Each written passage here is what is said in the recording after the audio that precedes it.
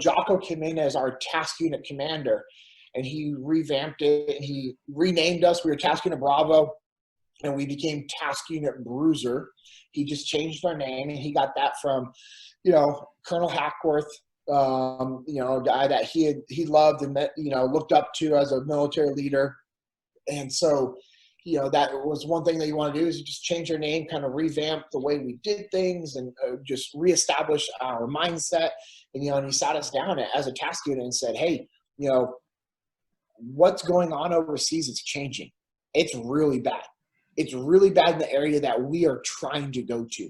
The enemy that we're going to go up against is unlike anything that we've seen before. This workup is going to be different. We're going to take ownership of everything that affects our mission, everything that affects our ability to deploy, and we want to go to the worst area. And it was awesome to have a leader come in and just straight up tell us, like, hey, it's really bad here. This is where we want to go, and this is how we're going to get there. Because what you have to understand is all the task units in the SEAL teams are competing to be the top-ranked task unit, and the top-ranked task unit gets to go to the worst area. Like, that's the reward. Like, hey, the worst area, boom, you're the best, you're going there. And that's what we wanted to do. And Jocko knew that we had to work together.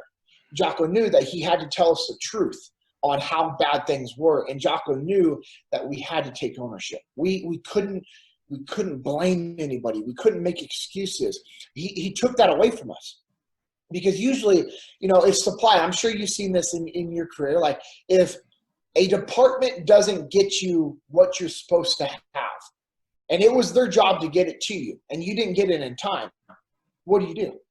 We blame that department, right? Well, hey, supply didn't get me the gear I needed. And that's just a normal thing, right? That's just a normal thing that people do. And it's big in the military. It's horrible in the SEAL teams, right? It's always like, well, blank supply, right? Like, they know our lunch break is during this time. They're never around, blah, blah. There's this huge animosity, right? We're always fighting. And Jocko said, well, okay, why don't we alter what we do to cater to supply's time frames?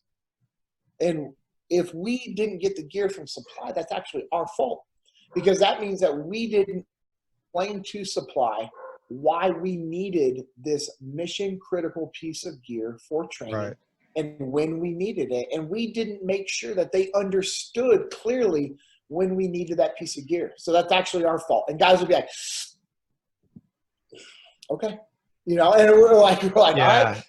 Because when your leadership explains it to you that way, it's like, oh, because, and then the icing on the cake is Jocko would say, or Leif or Seth would say, hey, do you guys really think supply wants us to fail? The answer is no. Right. And it's so interesting that you got into all this, because I was actually going to ask you, how was Jocko different? And you explained all of that. And it's really cool, because for people that are listening, and I can't imagine we have many of them, but for the people who are listening that aren't sure, who is Jocko, who is Leif, who are we talking about? They're the authors of Extreme Ownership.